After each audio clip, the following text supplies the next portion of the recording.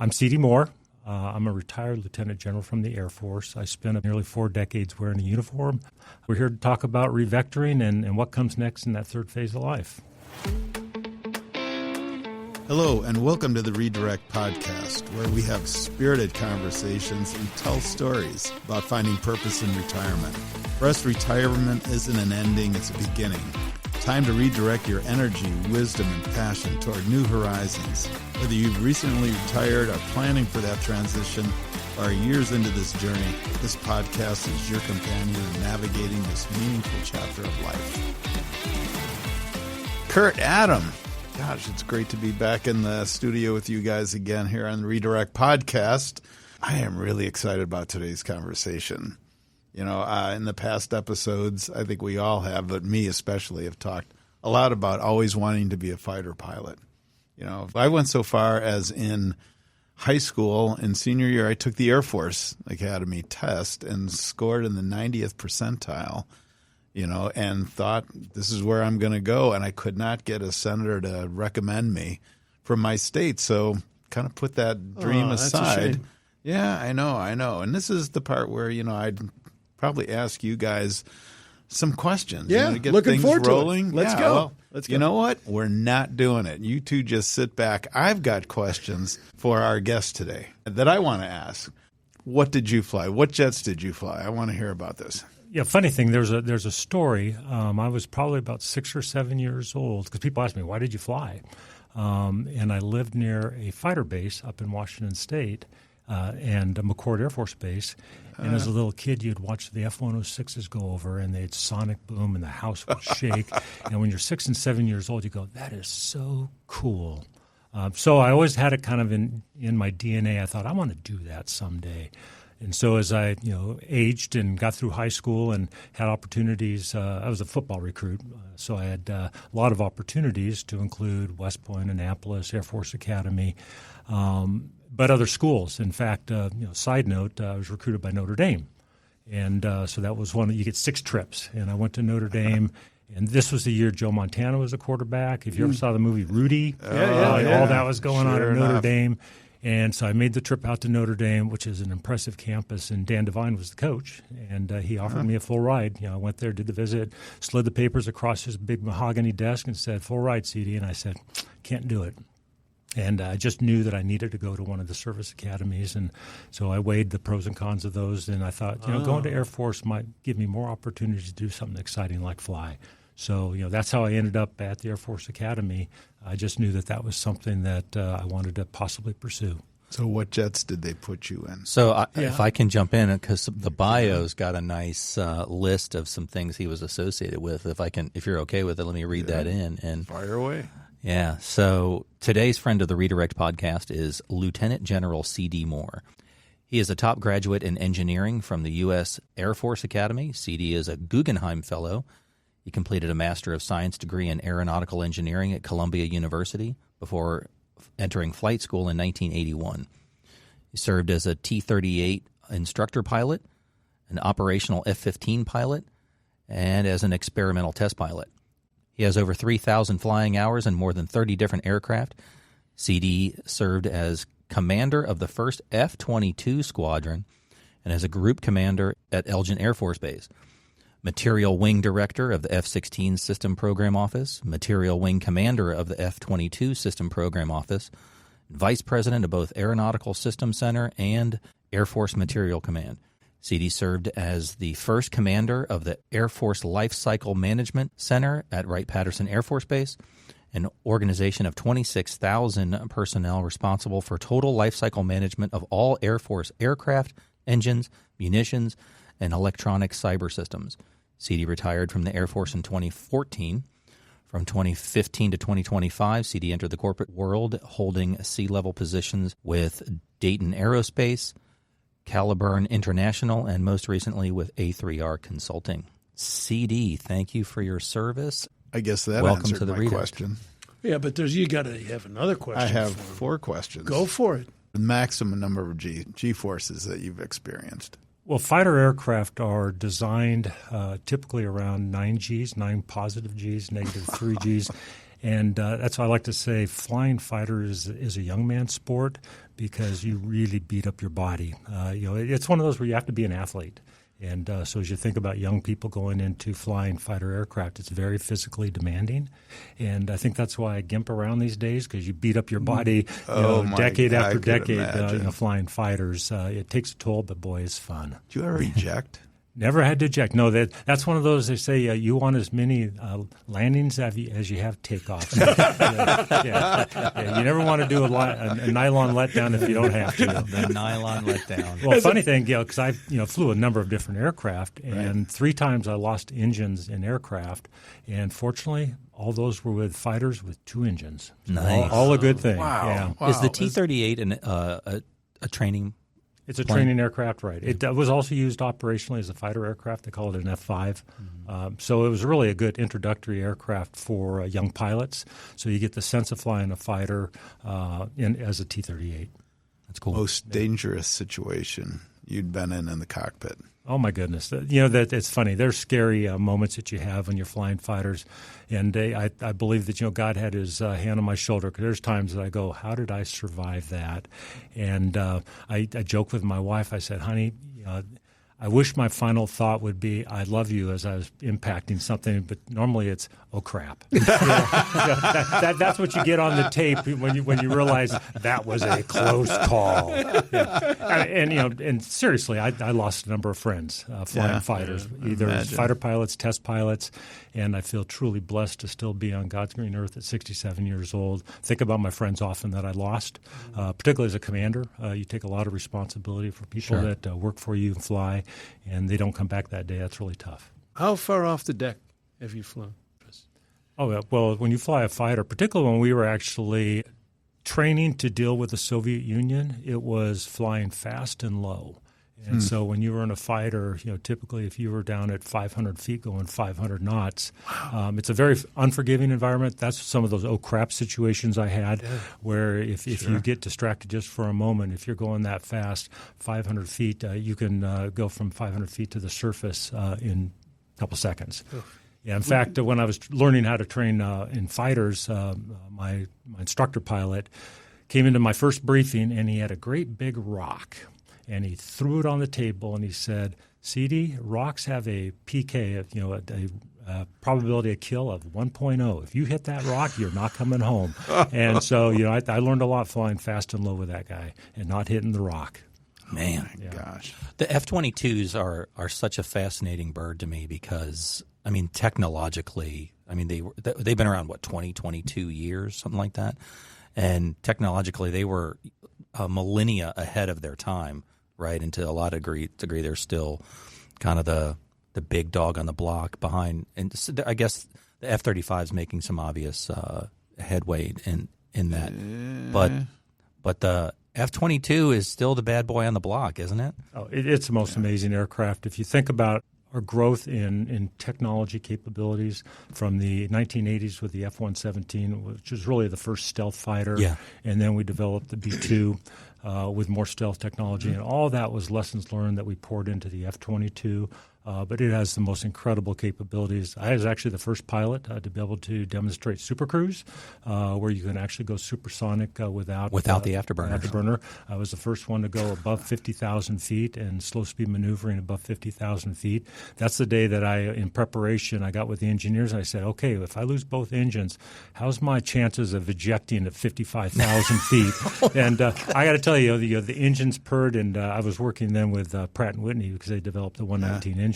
I came back and I thanked those guys. I said, you guys did a remarkable job developing the engines for the F-22. That was just part of being the F-22, one of the 6 F-22 test pilots early on in 1998. What an exciting time to be a fighter pilot, test pilot. So what it's like being a test pilot? When I hear the word test, it's like, well, we're going to see how it goes. What are some of the experiences that you had in testing? Well, when you are developing a new weapon system, that's the most exciting time to be a test pilot because you get to go where nobody's gone before. It's kind of like Star Trek. You haven't been there before, and so as a test pilot, you are helping to demonstrate the capability of the aircraft to the theorized, engineered envelope of the aircraft. So it's everything from how high, how fast, how many Gs. Is the weapon system doing what it's supposed to do? Very exciting. To be part of a new weapon system like that. I hate to end the fanboy. Well, wait a minute. Do you still fly? I didn't realize this is all about aircraft. It's not. Do you still fly? Yeah, funny story. When I stopped flying about 20 years ago because I was moving into the business side of the Air Force, I thought I'm going to still fly. So I'd go out and I'd rent airplanes and go do my thing. I took my wife up one time in 1987. This was up in Alaska, and we flew around, and I just thought this was the greatest thing I got on the ground. She said, "I will never do that again." What were you in? What it was just a little Cessna. Yeah, but we were up there, and I was looking for moose and grizzly bears, and I was just having a ball diving down, and she got back, and she goes, "I will never do that again." I thought, you know what? I guess I'm not flying that much because I don't want to do it by myself. I want to do it with my spouse. So I'm ready to do it with you. There you go. Give me a call. I'm ready to do it. I don't care. I loved the small aircraft. I loved air pockets. I'm still a 2-engine guy, though. Yeah, but Dale, they're so slow compared to what he's used to. Well, yeah. Well, I know. But as long as he's flying, I don't care. Well, I get my jollies these days by riding a Harley instead.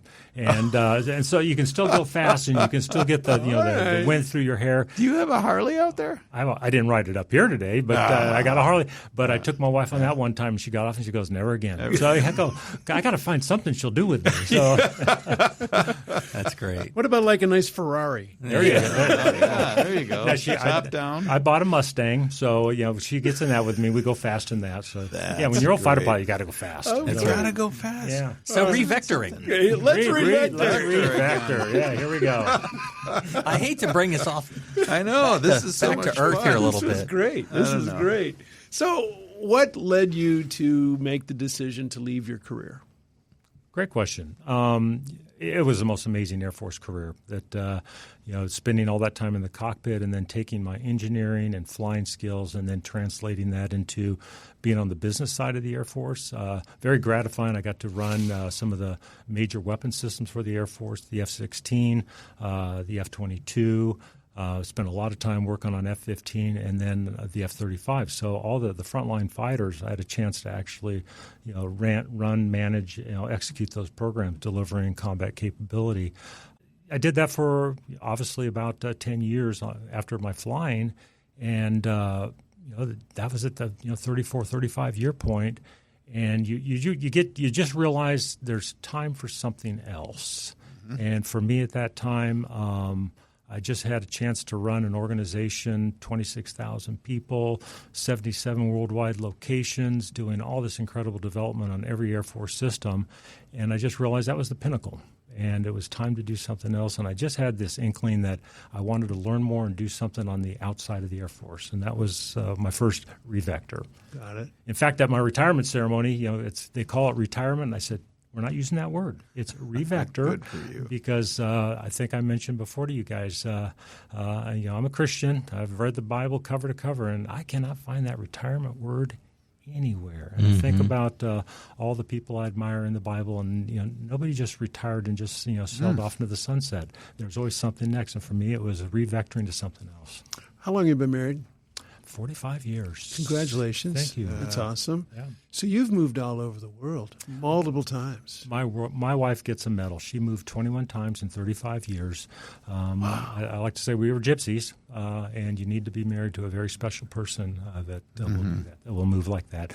Now, the kids growing up weren't real fans of moving every year and a half, 2 years, but now they look back and see how it enriched their lives. But you're right. It's a different lifestyle. Saw the world too. I saw the world. Back in at 45,000, 50,000. Yeah, during the Cold War, we would deploy as fighter pilots. We would travel around the world. So I've been, scores of countries, but my wife wasn't. She was, at home taking care of the kids and raising the family while I was out doing the Air Force thing.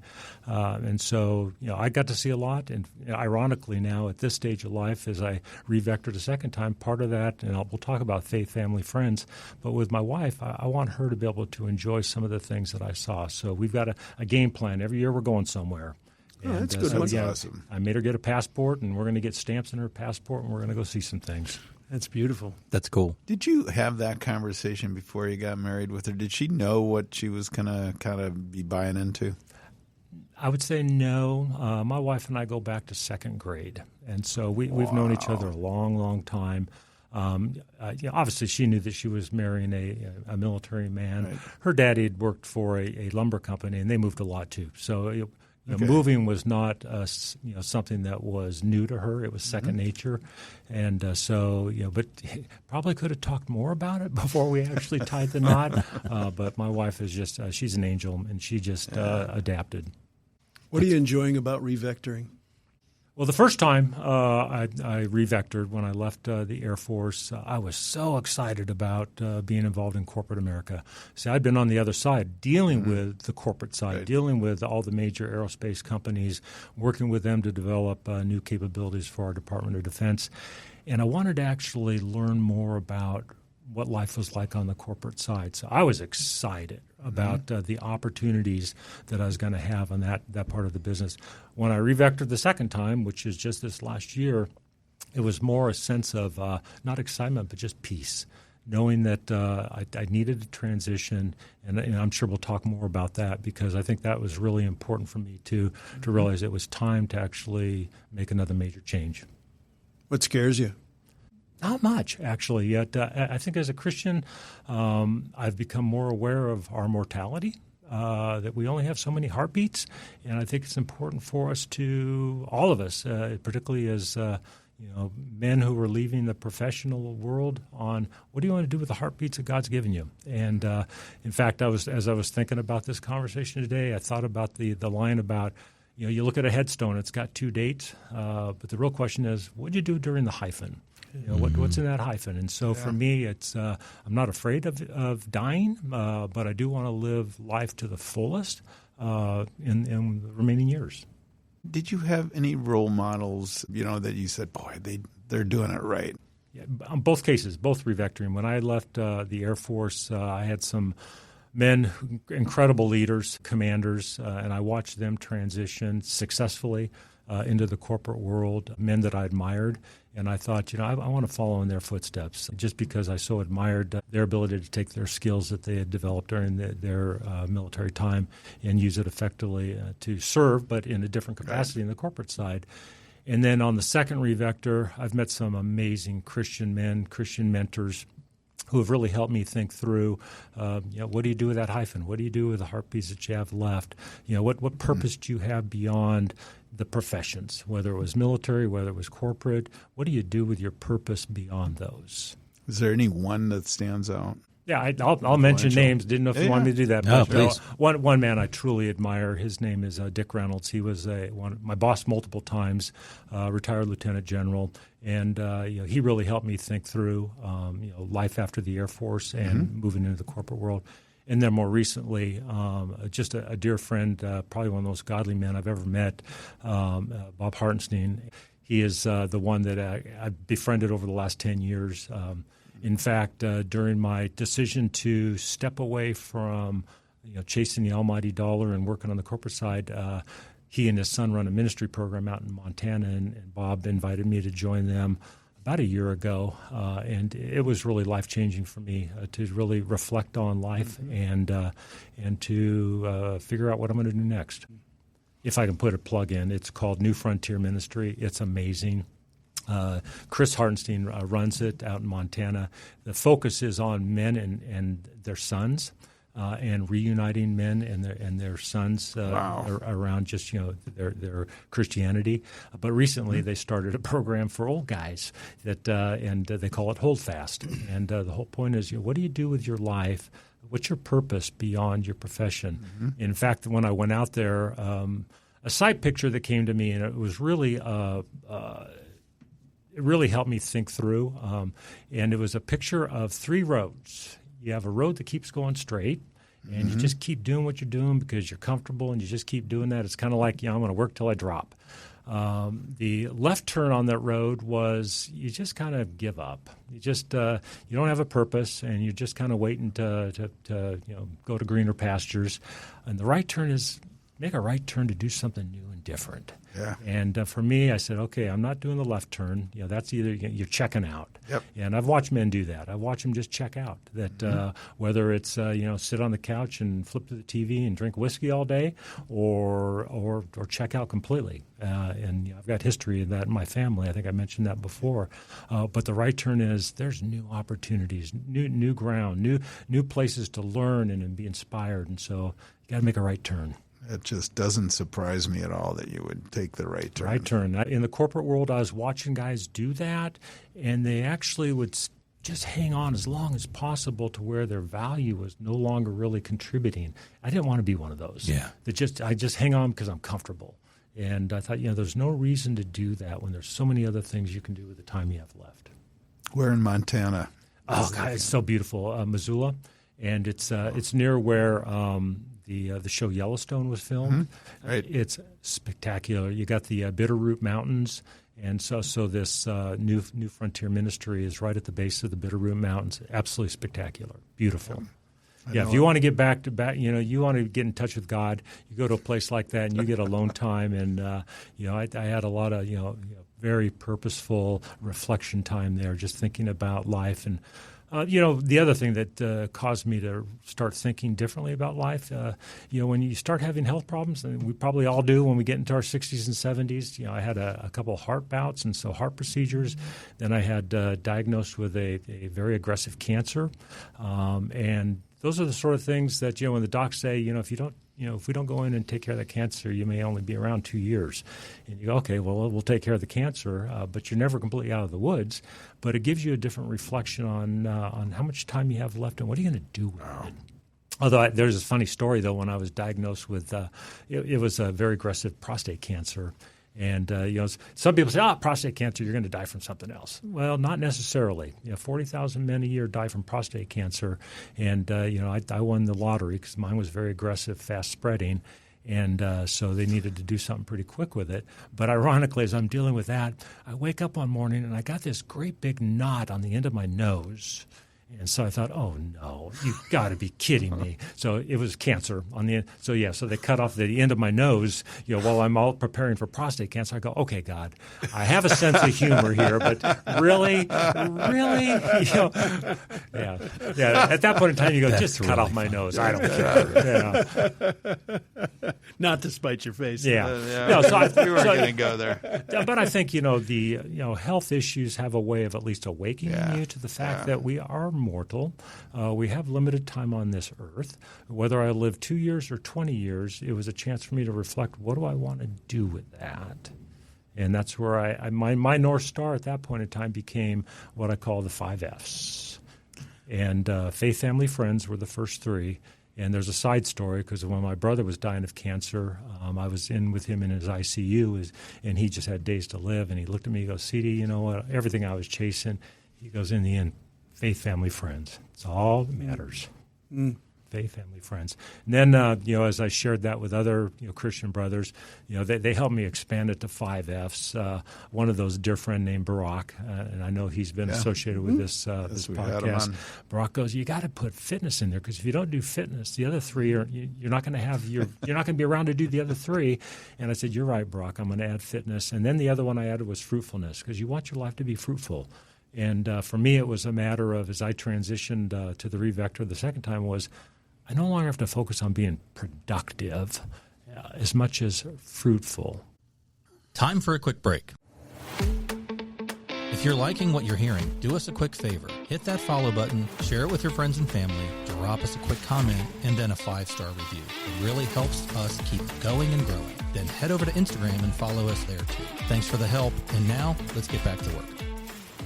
What am I going to do with the time to be fruitful versus just productive? Talk to us for a second about the difference. Well, I think productive is very goal-oriented. You You have objectives. I'm a list guy. I was a trained engineer. As a program manager, you got to have a list. You got to check things off. And I got a lot of validation by accomplishing things.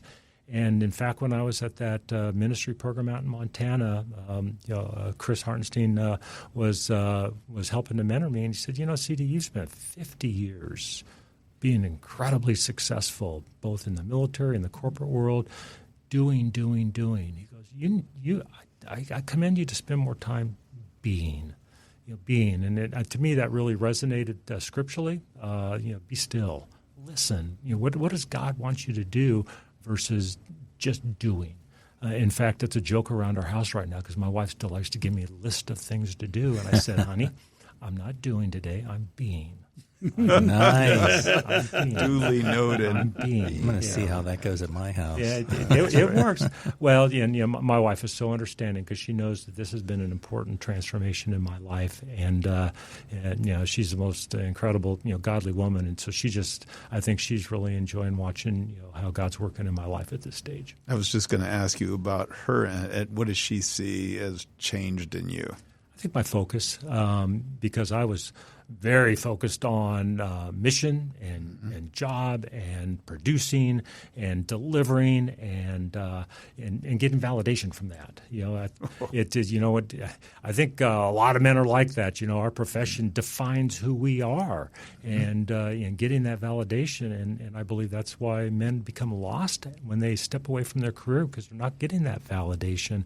And for me, it was liberating. It was in fact the sixth F I might add to my list is freedom. There's a sense of freedom not having to be validated by always doing and producing and delivering. Wow. I want you to add a seventh, just says flying. Flying. Flying. Maybe F list. Maybe maybe fly fishing. Yeah, fly fishing. No, we're in Missoula. Okay, that's Missoula. Sorry. Yeah. How do you find that peace? Because you're talking about all this, the validation and productivity, and that's been something that's been on my mind for the last couple of months. And it's and how do you find that peace to sort of put that away? I'll go back to my North Star. When I think of faith, family, and friends, it's an internal fulfillment of helping others. To be there for my grandchildren, be there for my family, be there for my wife. I spent 35 years so focused on my career, the mission, developing these new weapon systems, and then to find just a sense of satisfaction of being there for others. Friends, I'm very intentional about male friendships. I think there's a weakness in our society. I think it's cultural. I think men are lonely, and I think, and I encourage my male counterparts. I said you need to be intentional, purposeful about establishing and nurturing friendships with other men, and I'm very, very intentional about that.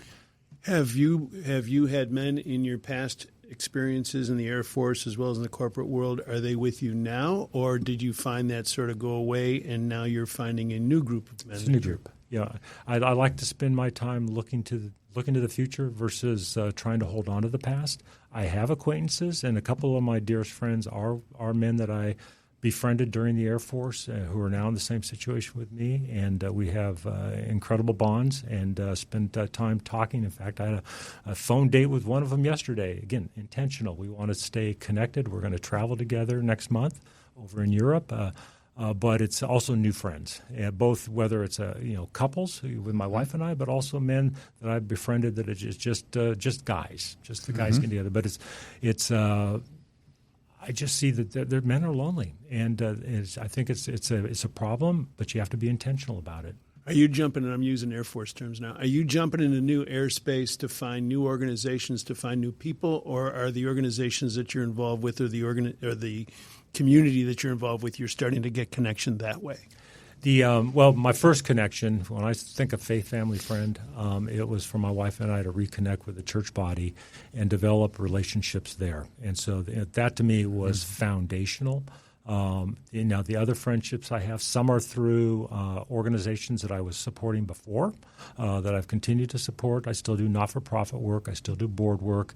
I don't even like to call it work. It's just I enjoy the interactions with those people. It's exciting what we're doing together, and we've established some really good friendships, through those organizations. So I stood at, for example, I was on the board of the National Museum of the United States Air Force for a decade. Tremendous organization, involved with a research corporation in the Centerville area, making incredible impacts for our nation, doing high-end research. It's stuff that I like, stuff that I'm good at, but it's also the relationships with the people that I'm working with. So it's a little bit of both. Did your wife ever work, or was she always stay-at-home mom? Yeah, my wife did work early on in our marriage, with the moves and the children coming along. She did some part-time things, but really devoted her time to being the rock at home. There you go. Yeah. What's in the future? What are some things that you still want to do? Oh my! That's one of those be still and seeking God's counsel on that. What I didn't want to do is just I could race out and try to find something else to fill that void. I've been focusing, number one, on health. I want to be around a few more years, so I had to beat the cancer. And you guys saw me gimping today. I got a new knee, but part of this is being healthy. So that's been a focus. But for me right now, it's waiting patiently to see where God will lead me at this stage. What advice would you give your 40-year-old self? 40-year-old self. Great question.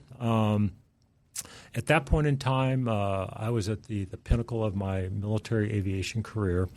I think as I look back, I would not take away from the mission focus, but I would probably say spend more time really appreciating the relationships and the people.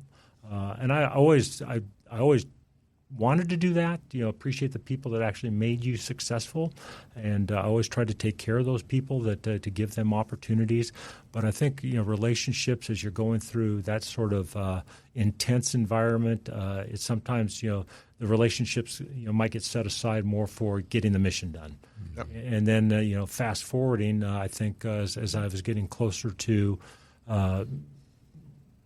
getting out of the Air Force, and when you make a general officer, you serve at the pleasure of the president. So you could end tomorrow, if you're a general officer, and so you never know how long you're going to be in that role. For me, it was a matter of including my wife more in what we're doing and where we're going. In fact, funny story, 40-year point. I was coming out of War College, and because I had been a fighter pilot, test pilot, the Air Force intended on making me one of the acquisition business leaders, so they gave me a choice. They said, CD, we have two places you can go. You can go to Australia, or you can go to Korea. Those are your two choices for effectively a joint acquisition job. Yeah. And I thought, you know what? I've dragged my wife all over. I'm going to call her and say, where does she want to go? And I said, honey, we have two choices. We can go to Australia or Korea. But said that way. But the choice is totally yours. Totally yours. This is where I wish we were on video. And to see CD's face. And then I did have that inflection point, and she came back. She goes, honey, I want to go to Korea. At that point in time, we were still fairly new Christians, and there's a vibrant Christian movement in South Korea. And she goes, I want to be part of that. That's awesome. Wow. Yeah. Wow. And so 2 days later, so this is where the rest of the story, I get a call from the people that we call them flesh peddlers, the people that actually figure out where you're going to go next. and they said, disregard those acquisition jobs. How would you like to go run the F-22 program and be the first F-22 squadron commander? And I go, I'll take that one. I didn't call my wife. So we packed up and we moved to Edwards Air Force Base in the Mojave Desert in California. So I think God just tested you in that first one and just said, "Oh, you did pretty well there. We'll give you something you really want." Yeah.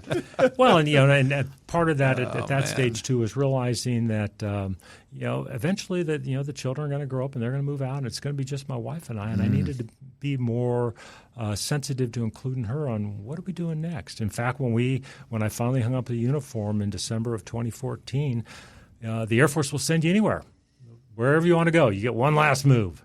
And I said, so, honey, where do you want to go? And we kind of looked around and said, we've had 4 assignments in Ohio. The roots had gone deeper and deeper. Our kids had gone to school in Ohio. My son went to OU. My daughter went to OSU. And we said, you know what, we're just going to stay here. But that, she was part of that decision. And so, we bought our house in Centerville, Ohio, and who would have thought we're still in that same house? Yeah. So we've chatted with some other people that have been in the military, and I as well as those that are first responders, and the camaraderie that you have and the structure that you have. Was that difficult for you when you left the Air Force, that was a big hole, or were you confident enough that you knew how to deal with it? When I left the military, I almost seamlessly transitioned to corporate work, and I was dealing with my associates were former military as well, so I didn't really lose much in that transition. But I also realized that developing close relationships like I had in the military was going to have to be purposeful, and that's what I mentioned before, nurturing those kind of relationships. Because even in the corporate world, you work with people, they're your colleagues, they're your associates, but you may not be close. I like the joke that on people at Facebook, they have 1,000 friends. I said, they're not your friends. A true friend is somebody that you can call 3 a.m. and they'll be there. And how many can you count on your hands of people, particularly men in your lives, that they would drop everything and you would do the same for them? That's a true friend. Yep. And so for me, it was a matter of building and nurturing those kind of relationships.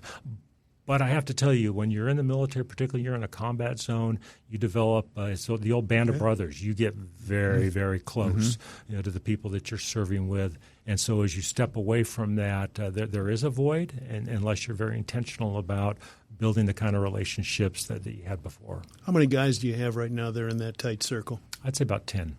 Good for you. And I'm That's awesome. Very, very intentional about it too. Because each relationship you have takes time, and it takes a commitment on your part to nurture those relationships. Yeah, you got to invest in those things. Oh, all the time. Those aren't you can't have those kinds of relationships in a passive engagement. Not at all. Not at all. And so my wife sometimes goes, honey, I think you're better at this than I am, because women, it's almost like comes natural. And I hate to to overgeneralize, but it just seems to me that women have a knack for developing close relationships. But she sees me being engaged and reaching out and spending time with men, and she goes, this is really, it's kind of a new me. And she's just like, wow. But CD, that is a massive lesson. The need to step out is significant. Curt, you decided you needed your own kind of board of directors, and that's kind of what you're after. You're after that group that'll speak into you and be honest with you. Yes. And I think that's a really big deal for people who are in their revector or redirect stage. And not just surface relationships. You want them to be deeper. You want them to be transparent. In fact, before I drove here today, I sent a note to one of those guys I consider a mentor, and I just said, I need some of your time. I need your wise counsel, your sage counsel on something I'm dealing with right now. But you have to have men that you can do that with, that you trust their counsel, and they're going to tell you, no, you're being stupid, and you need to rethink something. Yep. I want to go back to a comment that you meant earlier. When we asked the question about when you were 40 years old, and you said, family, friends, and faith. There's been many times where we can make that comment to a younger person. Somebody said that to me at that time period. But I'm so caught up in the race. I'm so caught up in the things that are going on and how I need to provide. I listen to it, but I don't necessarily hear it. I think what we're trying to do here for our younger listening audience is to sort of give little tidbits of things that they can start to do now that we're realizing after we were through that stage. Is it that easy? Or how do you make application to that? If that truth is recalibrating your perspective, how do you encourage people to make that application? It's your allocation of time. In fact, I probably had scar tissue. Loved my father, but my father was from the generation, the World War II generation, and his role was to go to work, provide, but not spend time with the kids. And so my father and I really didn't do anything together. I remember the one time he took me fishing, one time. And we just didn't do anything. And I said, I want to be more engaged with my children. And so I was very deliberate about the time that we carved out for family, for my daughter, for my son. And it's gratifying now because they look back and they remember. Because I said, I want to give them memories of growing up and doing things as a family, doing things with their father that I didn't have growing up. So I think, my 40-year-old self, according to my kids, I did okay. I probably didn't do as much on nurturing other relationships because you're right. You're chasing after the mission. You got to get the job done. The rat race, and if you can carve out time, which you should, to really nurture the relationships with your children, find out what really clicks with your children, and then invest in that. My son, when he was about 7 years old, there was nothing but roller coasters. He used to draw roller coasters and design roller coasters. So no matter where we went in the country, he and I would go find a place to do roller coasters. That's cool. But you just got to find what they love and then invest time in it. And so my 40-year-old self, I'd look back now and said, I'm so thankful I did that. I probably could have done a better job, but at least I was being intentional about doing something that I didn't experience growing up. Yeah, were your kids in the military? Ironically, I took both of my children out to the Air Force Academy when they were in their teens. And there's this beautiful hike that goes up to the top of the mountains overlooking the Air Force Academy. If you've ever been out there, it's just incredibly beautiful in Colorado Springs. But you're looking at the academy from the top of this peak. And so I had my daughter and son. I said, okay, guys, what do you think? Yeah. And my daughter looked at me. She goes, there is no way. And my son goes, I might. And my son's now in the Air Force. He went to the Air Force Academy. He did. He followed in my footsteps. The rest of the story, though, when he was 16, he came home. He was going to Dayton Christian at the time in the Dayton area. And he said, Dad, I'm going to go in the Army. Ooh. And that was my inside stung reaction. More than it should have. Yeah, and I said, oh, okay. I said, well, I have some dear friends that went to West Point. It's an incredible school. Let's go do a road trip to West Point. And I was so fortunate. We got to West Point, and it was probably about 90, 95 degrees. All the new cadets or plebes were doing their 20-mile rucksack run. It was just brutal. And my son watched that. He goes, oh, that's awful. And then shortly after, I took him for a road trip out to the Air Force Academy. And it was a football weekend with cheerleaders and bonfires. He goes, I like that place a lot better. And you probably said, too, why do you want to jump out of a plane when you can fly one? Yeah. Well, funny thing, because I was probably a little bit overboard on trying to brainwash my son to be a fighter pilot like his daddy. We built every possible World War I, World War II, Korean War model. They were hanging all over his ceiling. We went to every air show. We built remote control airplanes and flew them together. And I thought, man, I've done it. I got the hook in there. He got to the Air Force Academy, and he probably 6 months into the school, he goes, Dad, I don't want to fly. He goes, I want to be a doctor. And I go, you know what, son? It's your life, and we need doctors too. And he's now an orthopedic surgeon. Wow. Yeah. That's cool. That's exciting. And grandkids? That's wild. I have 6 of them. Yeah, the roots have gone very deep in Ohio. So I call grandchildren grandma magnets. Grandma never is going to go too far away. And in fact, being a military family, our children didn't get to know their grandparents because we were moving all the time, and so it was just more peripheral. And so my wife, being the wise lady she is, she goes, our grandchildren are going to know us. That's cool. That's so good. What age range? We've got I'm testing you now. 1, 4, 4, 6, 8, 10. Oh, beautiful. Yeah. So And you are right in it. Oh, That's great. Oh no, we Right see in them it. every week. We help take care of them, during the week. And so I mean, I love that. it's exhausting, but it's such a just a pleasure. Such a blessing. Oh, it's an incredible such a blessing. It is. I mean, my wife reminds me often when I'm absolutely exhausted after we've had 3 or 4 of them all day. I go, she goes, this is a phase of life. We're making an impact. right. Well, that's the whole faith, family, friends. Are you willing to invest in your grandchildren? Because it's not so much what you say, but them being around you and watching how you act, watching what you say, watching how you behave. We're making our impact on them now. That's fantastic. I got one more question for you. Yeah. What was your handle? That's funny. That, The call sign. Call sign. Yeah. You earn call signs. Oh, I did not know you that. don't give you never get your own. You earn it. Your squadron mates will give you a call sign. They tried a couple times to give me a call sign.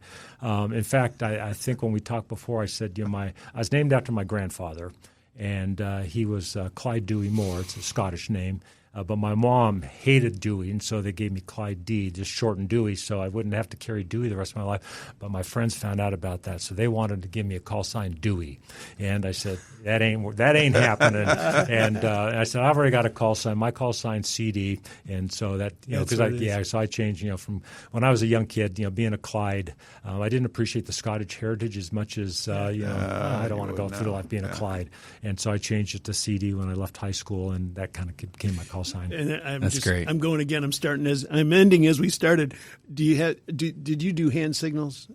Don't the pilots before they have their own little?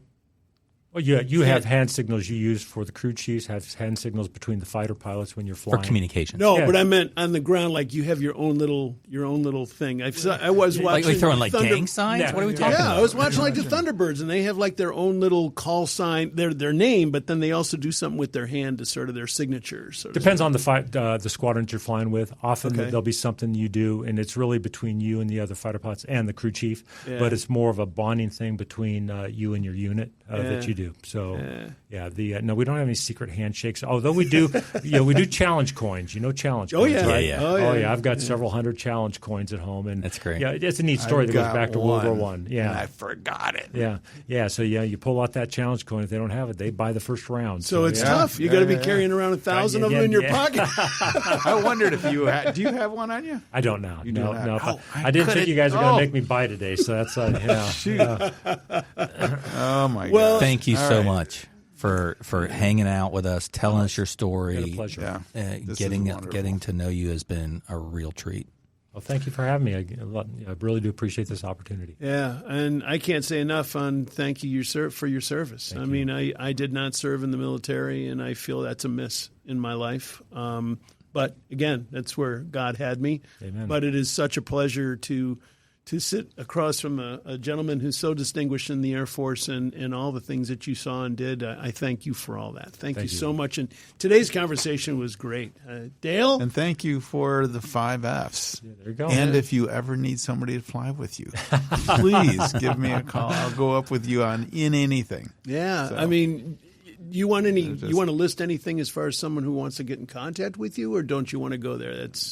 I can give you my contact information, so if somebody does reach out, I'd be happy to awesome. follow info@redirect-u.com. Yeah, that's the place to go. Happy to talk to people. But we're honored to have you, so thank you so much. Thank you, gentlemen. Appreciate the time. And thanks for joining us on the Redirect Podcast.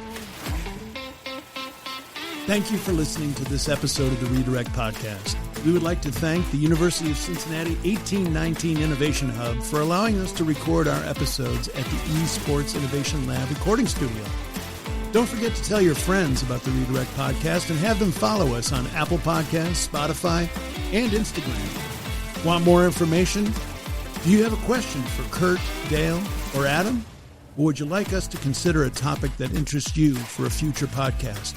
Send us an email at info@redirect-u.com. Remember, the journey isn't over. It's just redirected. There's purpose in your life. Find it and do something about it. Hey, I've got one more comment.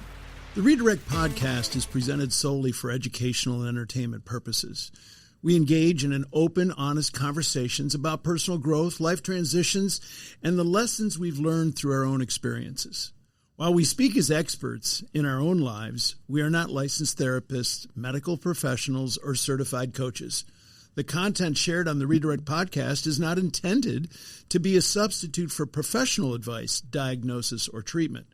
Always seek the guidance of qualified professionals for any physical, mental, or emotional concerns that you may have. We're grateful to share this space with you and hope that our stories inspire reflection and connection. If you're in need of more support, we encourage you to connect with a trusted professional who can help.